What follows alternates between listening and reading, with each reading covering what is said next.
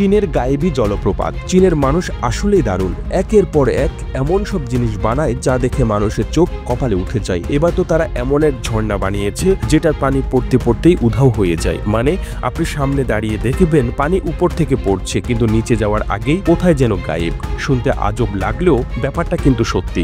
এই ঝর্ণার পুরো খেলটায় নিচে থাকা বিশেষ ছিদ্রগুলোর মধ্যে পানি উপর থেকে নেমে আসার সময় মনে হয় এটি সত্যিকারের ঝর্ণা, কিন্তু আসলে সেটা নিচে গিয়ে মাটিতে পড়ার সুযোগই পায় না। তার আগে বিশেষ ছিদ্রের ভেতর দিয়ে আবার শোষিত হয়ে যায়। মানে আপনি যেটা ভাবছেন পানি নিচে পড়ছে, আসলে সেটা মাঝপথেই হারিয়ে যাচ্ছে।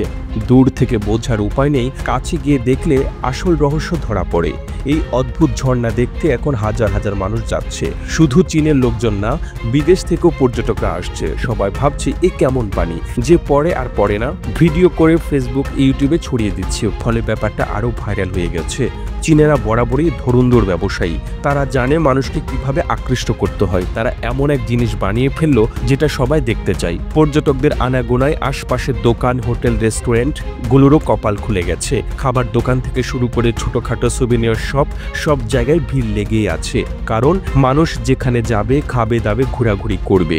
আর এই সুযোগ কাজে লাগিয়ে চীনারা টাকা কামিয়ে নিচ্ছে। এই আইডিয়া কিন্তু আমাদের দেশেও দারুণ কাজে লাগতে পারে। বাংলাদেশেও কত সুন্দর সুন্দর জায়গা আছে, কিন্তু আমরা ঠিক মতো কাজে লাগাই না। কক্সবাজার, সেন্ট মার্টিন, সুন্দরবন, এগুলো চারপাশে এমন অদ্ভুত নতুন কিছু করা গেলে হাজার হাজার পর্যটক আসতো। চীনারা দেখিয়ে দিল একটু বুদ্ধি খাটিয়ে কিছু বানাতে পারলেই কিভাবে কোটি কোটি টাকা আয় করা যায়। মানুষ যা দেখে অবাক হয় তা দেখার জন্যই টাকা খরচ করতে চাই। এই কারণে এই গায়েবী জলপ্রপাত এখন টুরিস্ট স্পট হয়ে গেছে। এখানে যাওয়ার জন্য মানুষ টিকিট কাটছে, খাওয়া দাওয়া করছে, গাইড ভাড়া করছে। সব মিলিয়ে বিশাল এক ব্যবসার ক্ষেত্র তৈরি হয়ে গেছে। আমাদেরও এমন কিছু নিয়ে ভাবা দরকার। শুধু প্রকৃতি থাকলেই হবে না, সেটাকে কাজে লাগানোর জন্য একটু নতুনত্ব আনতে হবে। চীনারা সেটা জানে, আর তাই তারা আমাদের চোখের সামনেই এমন সব জিনিস বানিয়ে টাকা গুনে নিচ্ছে। প্রতিবেদনটি তৈরিতে তথ্য ও উপাত্তের সাহায্য নেওয়া হয়েছে দূরবীন ডেইলি নিউজ নামক ফেসবুক পেজ থেকে।